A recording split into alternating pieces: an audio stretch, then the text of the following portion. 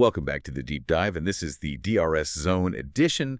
We are strapping in today to unpack what is arguably the biggest shift, the most, well, dramatic reversal of fortunes we've seen across this entire 2025 Formula One season. Definitely. I'm talking, of course, about McLaren, and that almost unbelievable pace difference that's opened up between Lando Norris and Oscar Piastri in, the second half of the year. Yeah, it's more than just pace, isn't it? It's become a huge part of the championship story. And look, for anyone trying to figure out why this happened, our mission today is, well, it's surgical. Surgical, I like that. We're going to pinpoint the exact single technical inflection point, the moment that turned Piastri's, frankly, jaw-dropping early dominance into this late-season surge from Norris. Exactly. We aren't here for, vague theories or rumors. We want the specific part, the actual decision, and, yeah, the sort of development politics that followed and drove this wedge between two incredibly talented drivers. And you've got to set the scene, right? Because you need to remember how this season started.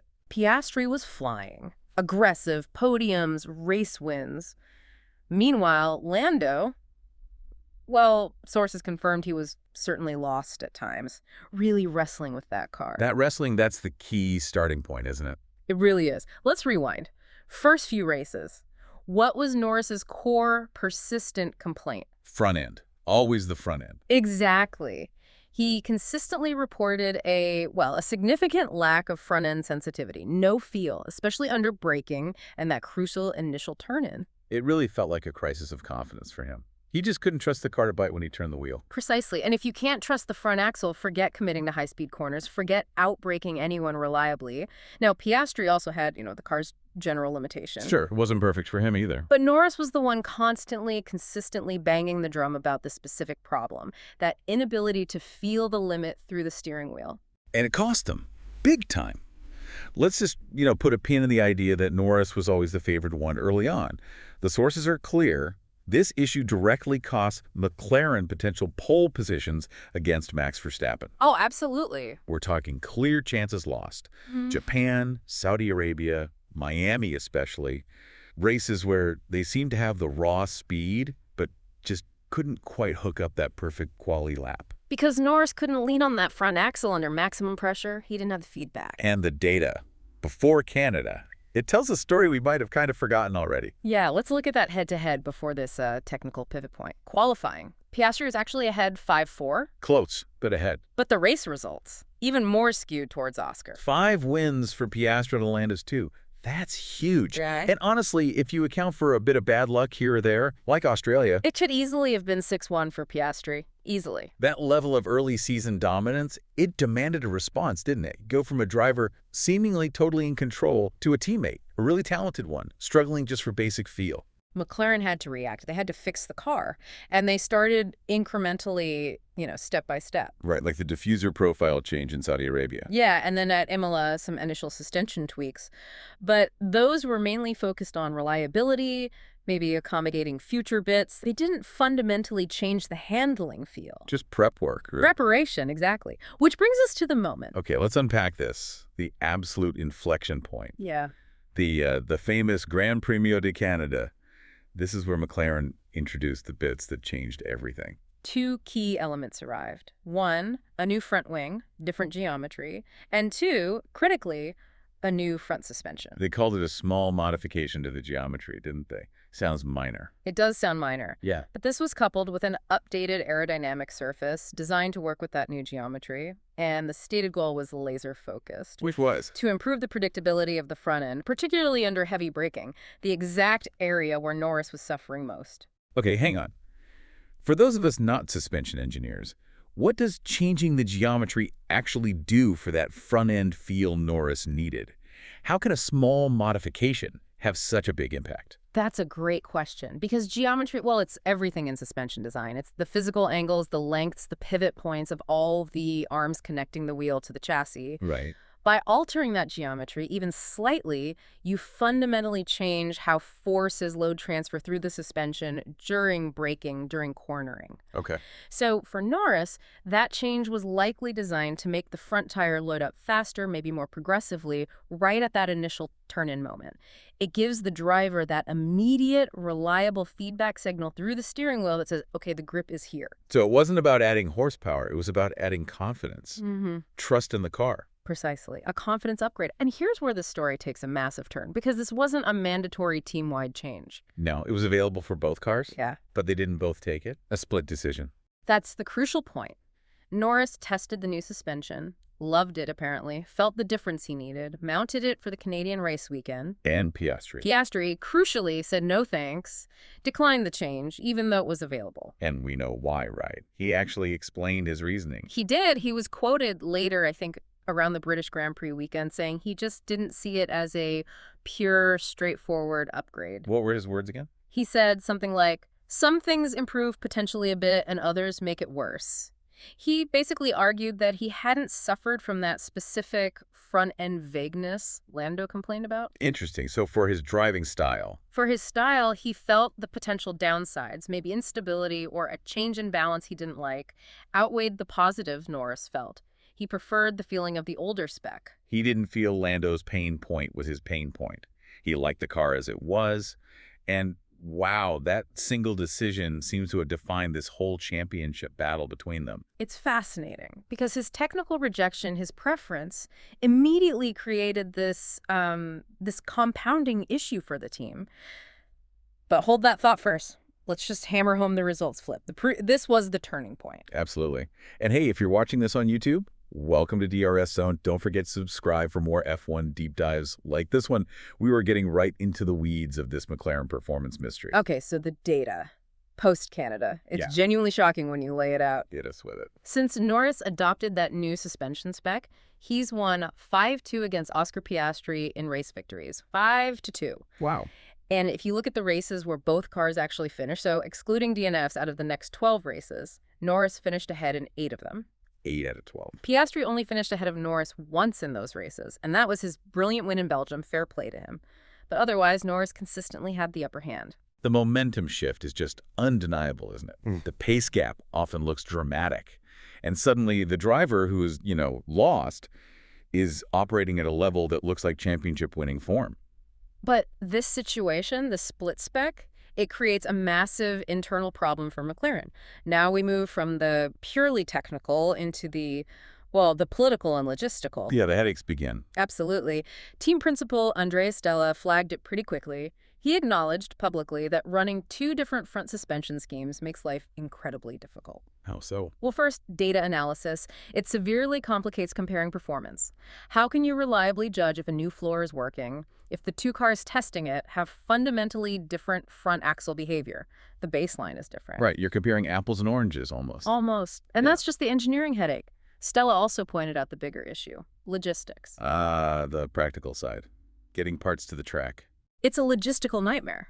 Astronomical, probably. Think about it. The front suspension geometry dictates how it interacts precisely with the floor, with the rear suspension setup, even with the crucial ride heights. Everything's connected. Everything. So running 2 different specs means the team has to design, manufacture, transport, and manage 2 specifications of many interconnected parts, plus spares for both. Yeah. To every single race weekend. That sounds expensive. Man. And complicated. Can you imagine the extra work, the extra cost? 2 sets of highly specific, complex carbon fiber parts, plus backups, for over 20 races. It's likely a multi-million-dollar inefficiency created just by this setup split. And that cost, that inefficiency, it implicitly pressures Piastri to just adopt the new spec, doesn't it? Regardless of whether he likes it, the team needs simplicity. Exactly, because the development clock never stops, and the development spiral continued immediately after Canada, seemingly optimized around the new geometry. Right, you mentioned updates came quickly. Yeah, the very next race, Austria. McLaren brought a new fairing specifically for the front suspension. What does that suggest? It suggests it was designed to improve airflow around the new suspension geometry Norris was running. Makes sense. Then later, Monza, low downforce tracks, more front suspension fairing changes, again, tailored to specific conditions, but likely based on that new geometric foundation. So this raises the absolute key question. Which suspension geometry were all these continuous aero updates, the fairings, the new floors we saw later, Yeah. all the little tweaks being developed around? Look, the team isn't going to explicitly state, we are only developing for Lando's spec. But all the analysis, the timing, the nature of the parts, it strongly suggests these new components are optimized for the new Canadian spec, the one Norris adopted. Which means if Piastri insists on running the old spec. He's running an increasingly, let's say, mismatched package. He's got an older suspension concept, potentially trying to work with new aero parts, floors, wings, fairings that weren't primarily designed for it. It becomes less optimal over time. So Piastri finds himself fighting not just his teammate, but kind of fighting the car and the team's entire development direction. Which explains some of his recent comments, maybe. It could well do. We know he's mentioned struggling recently, saying he's had to drive in a very different way.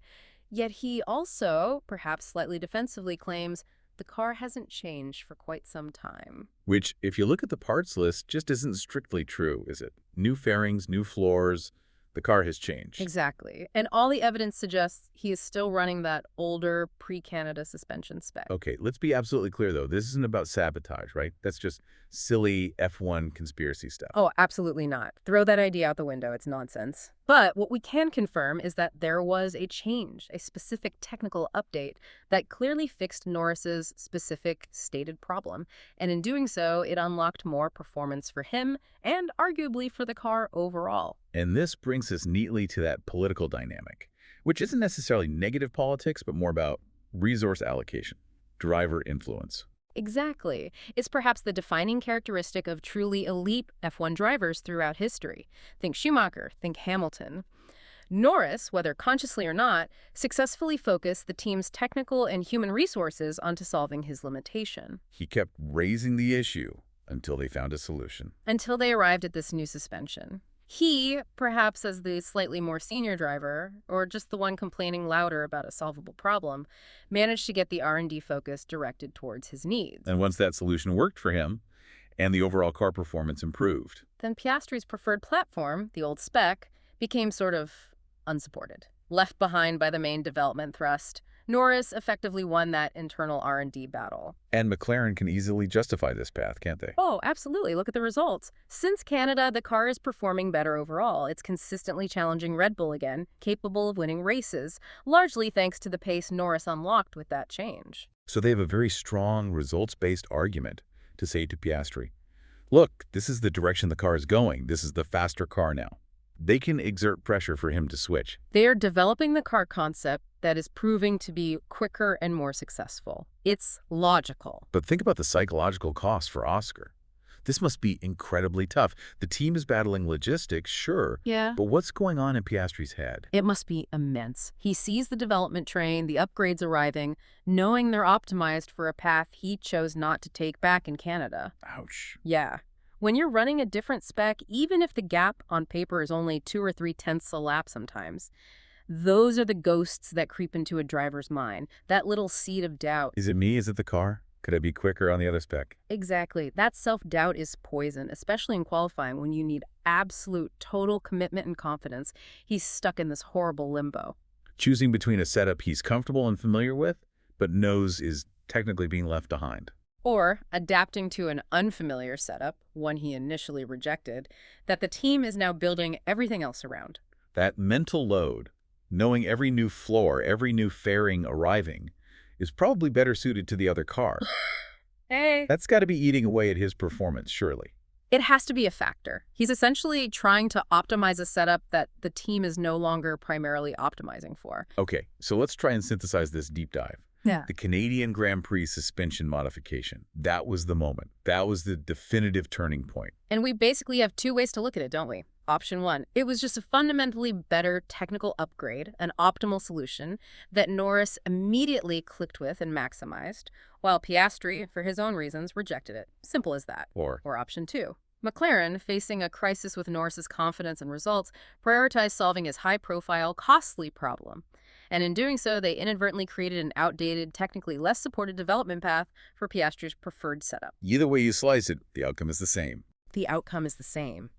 One driver got onto the development train that led to better performance, and the other driver is currently standing on the platform watching it speed off into the distance. Which raises the final, really provocative question, not just for us, but for you, the listener, and, crucially, for Oscar Piastri himself.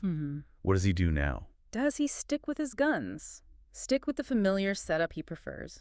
Knowing the team's development, the floors, the aero, the fairings is all being optimized for the geometry he disliked, risking seeing the championship slip away to his teammate. Or does he swallow his pride, maybe?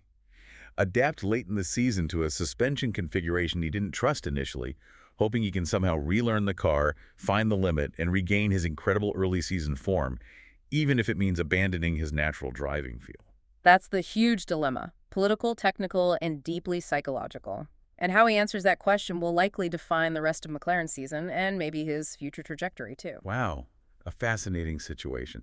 Thank you for diving deep into the technical weeds and the team dynamics with us today. Pleasure. Always good to unpack these things. Absolutely. Don't forget to subscribe and follow DRS Zone for more F1 analysis as we continue to track this story and everything else happening in the paddock. We'll see you on the next deep dive.